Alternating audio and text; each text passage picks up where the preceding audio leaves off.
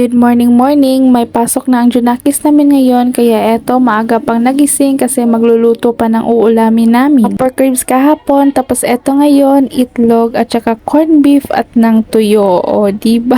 Feeling ko nga dito ay malapit na naman naming malalasahan ang iba't ibang flavor ng pansit canton.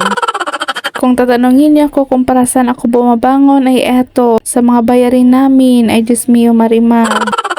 Ang bills lang talaga ang forever dito sa mundo, sa inyo wala, charot. At ayan, huwag kayong magtaka kung bakit hindi yan ang form into circle kasi nga hindi ko gusto, gusto ko yung ganito. At next kong niluto ay itong tuyo.